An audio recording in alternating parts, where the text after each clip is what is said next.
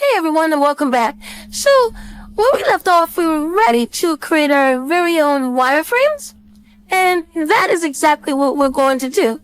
Now, wireframes are very dependent on just like the type of content you have, whether that be like what you've decided within your sitemap and your user flows, and even your sketches. So I have some sketches here, and I have my user flows, I have a sitemap we created, and I'm gonna start building out a couple of pages.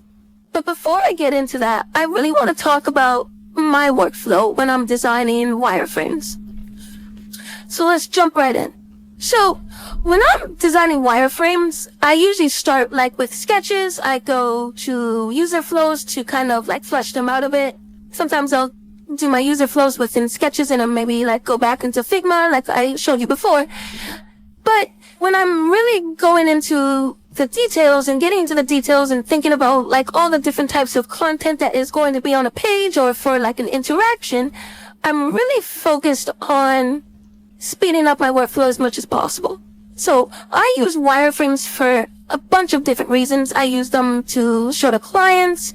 Mainly, I use them for myself when I'm creating prototypes so I can quickly get prototype out without necessarily worrying about all the different types of like styles, that being like color, typography, like grids, all that kind of stuff that we gradually build our way up towards. So I typically want to go and build like really quickly black and white grayscale, maybe some color if I need to. And the best way to do that within Figma is to like have some sort of component library or a style guide.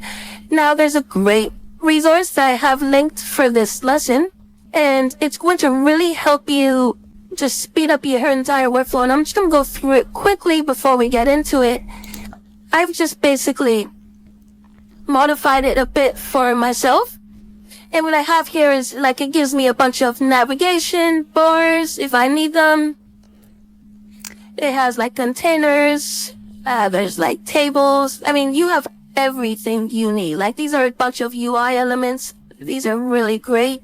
And like I said, it's all about speeding up your workflow. And this component library is amazing. It really is.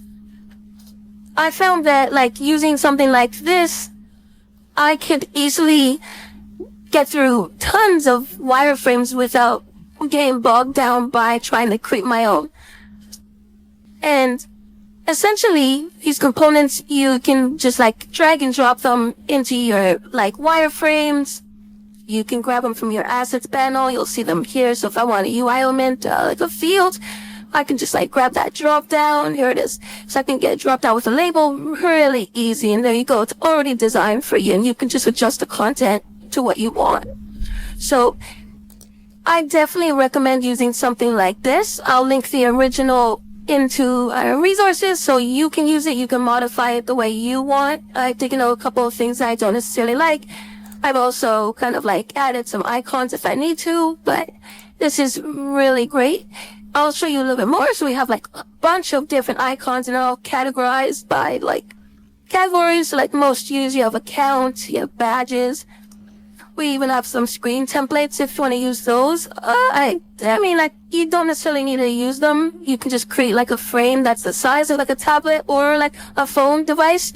And when you go to prototype, you can just select the device and it'll play within that. But if you want that extra little bit, this even is good for like using it for like showing off your designs if you want to.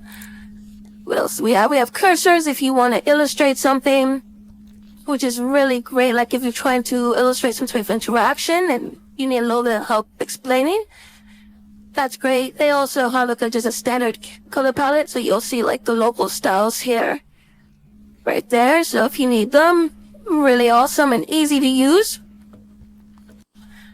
And just some typography styles to give you a wide variety. So this is not like a design system or anything. I mean, it's very generalized. It's very vague. It's up to you to kind of put all these different elements together to create whatever you want. So definitely I recommend using something like this just to speed up your workflow because it's going to really help you get your product ideas like in Figma and ready to prototype without necessarily getting bogged down by all the different types of states, different types of elements, possibly styles. So this takes care of it for you, and I definitely recommend it.